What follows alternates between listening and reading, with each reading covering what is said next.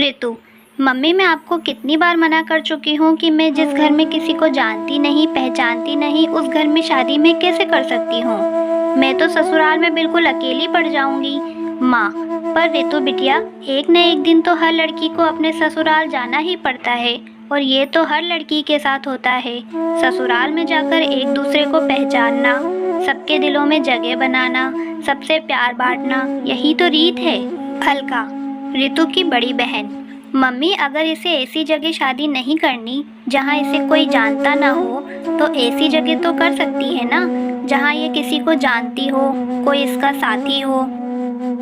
ऋतु, अरे अलका दीदी, अच्छा हुआ आप आ गए। मम्मी को देखो ना, कब से शादी कर ले बोल रही है। जब मैंने बोल दिया कि मुझे अभी शादी नहीं करनी तो क्यों बार बार मम्मी जिद कर रही है। हल्का, ठीक ही तो कह रही है मम्मी, एक ना एक दिन तो शादी करनी है तो क्यों ना समय रहते खुशी का काम ठीक ठाक हो जाए। वैसे अगर तुम कहो तो मैं तुम्हें एक सलाह दे सकती हूँ।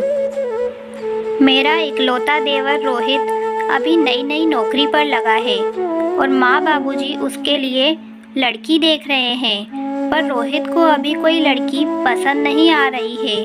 अगर आपकी रजामंदी हो तो मैं ऋतु के लिए अपने देवर से बात करूं मम्मी। माँ, ये तो बहुत अच्छा रहेगा अलका बिटिया। अगर तेरे ससुराल वाले इस बात के लिए मान जाते हैं तो तेरे पापा और मुझे तो कोई ऐतराज नहीं। अलका, और ऋतु तू बता। ऋतु, मुझे क्या पता दीदी, आपको जो ठीक लगे वैसा करो। अच्छा, मैं अभी आती हूँ। ऋतु शर्मा कर अपने कमरे में चली जाती है। ऋतु और अलका दोनों सगी बहन थी। अलका की शादी शहर के एक बड़े ऊंचे घराने में हुई थी। अलका ऋतु की शादी की बात अपने देवर से करती है। सब लोग इस रिश्ते के लिए मान जाते हैं क्योंकि ऋतु के स्वभाव को सब जानते थे। सबकी रजामंदी से खुशी खुशी रिश्ता तय हो जाता है और ऋतु और रोहित की शादी हो जाती है। ऋतु नई नवेली दुल्हन बनी, नए नए सपने संजोए अपने ससुराल आती है। सब कुछ बहुत अच्छे से चल रहा था। दोनों बहनें मिलकर खुशी खुशी घर का काम निपटाती। घर का माहौल बहुत ही शांतिपूर्ण था।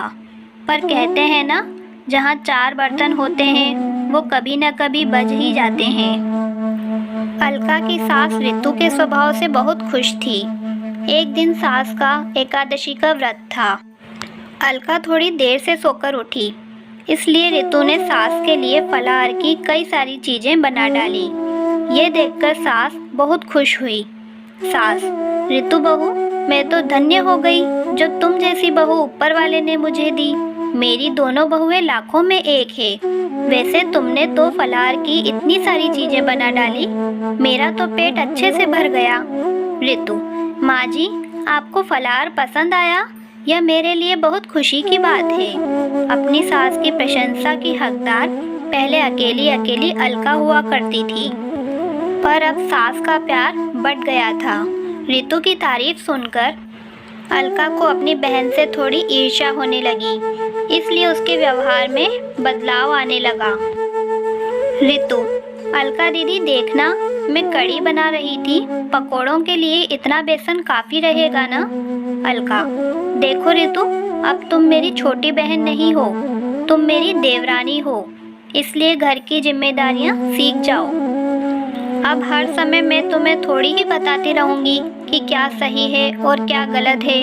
खुद भी तो बनाना सीखो, और वैसे भी मुझे बहुत सारे काम हैं। आज से पहले अलका ने ऋतु से कभी ऐसे बात नहीं की थी, पर ऋतु ने इस बात पर ध्यान नहीं दिया।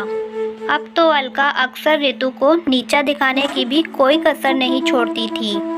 एक दिन ऋतु ने गलती से दाल में देसी घी के तड़के की जगह तेल का तड़का लगा दिया, जिस पर अलका उसे टोकने लगी। अलका, ऋतु, तुम्हें पता है ना कि माँ जी को देसी घी के तड़के वाली दाल पसंद है, फिर तुमने तेल का तड़का क्यों लगा दिया? ऋतु, दीदी, वो देसी घी मुझे मिल नहीं रहा था, मैंने पूरी रसोई में देखा, इसलिए मैंने तेल का तड़का लगा दिया। अलका, 6 महीने तुम्हारी शादी को हो गए हैं, कब तक मैं ही रसोई के सामान की देखभाल करती रहूँगी? तुम्हें भी तो देखना चाहिए। देसी घी हमेशा भंडार गृह में रखा होता है। एक बार वहाँ जाकर देख लेती, कम से कम ये गलती तो नहीं होती। एक बात कान खोलकर सुन लो, यहाँ तुम मेरी बहन नहीं देवरानी हो। कभी ये सोचो कि दीदी दीदी करके तुम मेरी मदद लेकर घर में सबकी तरफदारी बटोरती रहोगी और मैं चुपचाप देखती रहूँगी। सास, कोई बात नहीं अलका बहू, इस पर इतना गुस्सा होने वाली क्या बात है। कभी कभी देसी घी ना हो तो तेल के तड़के वाली दाल खाने में मुझे कोई परेशानी नहीं है। और वैसे भी तेल के तड़के में भी दाल बड़ी स्वादिष्ट लग रही है। मुझे रितु ने ऊपर से सफ़ेद मक्खन डालकर दिया था और मखनी दाल तो वैसे भी मक्खन डालकर बहुत ही स्वादिष्ट हो जाती है। रितु की तरफदारी करती हुई अपनी सास को देखकर अलका गुस्से से भर जाती है और पैर पटकती हुई अपने कमरे में चली जाती है। अलका ने रितु से बात करना भी बंद कर दिया था। इस वजह से रितु का मन बहुत परेशान रहता था। अलका की आंखों पर तो जलन की पट्टी बंधी हुई थी। एक दिन, सास, क्या हुआ अलका, तबीयत तो ठीक है? आज सुबह से ही सो रही हो। अरे, तुम्हें तो बहुत तेज बुखार है। अलका, माँ जी, मेरा सर दर्द से फट रहा है, बड़ी घबराहट भी हो रही है। सास, रितु बहू जल्दी आओ, देखो अलका बहू बुखार से तप रही है और इसने किसी को कुछ बताया नहीं। अमित भी शहर से बाहर गया हुआ है। रितु, अलका दीदी, आपने मुझे बताया क्यों नहीं? घबराओ नहीं, मैं अभी रोहित को फ़ोन करती हूँ। वो ऑफिस नहीं पहुँचे होंगे, रास्ते में ही होंगे। रितु, हेलो रोहित, आप तुरंत घर आ जाओ।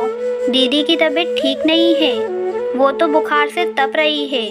मुझे तो बहुत घबराहट हो रही है। रोहित, रितु का पति, घबराओ नहीं रितु, मैं अभी आता हूँ, चिंता मत करो। रितु दीदी दीदी करके रोना शुरू कर देती है। इतनी देर में रोहित घर आ जाता है। वो लोग अलका को लेकर अस्पताल पहुँचते हैं। अलका का बुखार सिर पर चढ़ गया था। रितु अपने मम्मी पापा को भी फ़ोन कर देती है। वो लोग भी अस्पताल पहुँचते हैं। रितु रो रो कर डॉक्टर से अपनी दीदी को ठीक करने की बात कह रही थी। रितु रोते हुए, डॉक्टर साहब, मेरी दीदी ठीक हो जाएगी ना? प्लीज़ आप उनका अच्छे से इलाज कीजिए, मेरी दीदी को ठीक कर दीजिए डॉक्टर। एक हफ्ते बाद अलका की तबीयत में सुधार आता है और उसे हॉस्पिटल से छुट्टी मिल जाती है। रितु ने अलका की अस्पताल में भी बहुत सेवा की और घर आने के बाद भी उसका बहुत ध्यान रखा। रितु अकेले ही घर का सारा काम निपटाती और साथ ही साथ अलका की भी बहुत देखभाल करती थी। रितु की देखभाल से अलका बहुत जल्दी ठीक हो गई। अलका भी अपनी बहन रितु के सेवा भाव को देख रही थी। अलका को अपनी गलती का एहसास कराने के लिए एक दिन उसकी सास बोली, सास, रितु ने तुम्हारी कितनी सेवा की है बहू, भगवान ऐसी देवरानी सबको दे। अपनी सास के मुंह से ये शब्द सुनकर अलका की आंखें भर आई। तभी रितु बोली, रितु देवरानी नहीं बहन हूँ माँ जी। बहनों में तो ऐसे मनमुटाव चलते ही रहते हैं। जब हम छोटे थे तब भी तो हम झगड़ा करते थे, तब क्या हमारा रिश्ता खत्म हो गया? रितु और अलका दीदी, अगर आपको लगता है थोड़ी बहुत लड़ाई झगड़े से हमारा रिश्ता खत्म हो जाएगा तो आप गलत हैं। मैं आज भी आपकी बहन हूँ, मैं कल भी आपकी बहन थी और आगे भी आपकी बहन ही रहूँगी। देवरानी मुझे कभी मत समझना और ना कभी बोलना। अलका, रितु मेरी प्यारी बहन। रितु और अलका एक दूसरे के गले लग जाती हैं। सास की आंखें भी खुशी के आंसुओं से भर जाती है। अब दो देवरानी जेठानी नहीं बल्कि दो बहनों का मिलन हुआ था।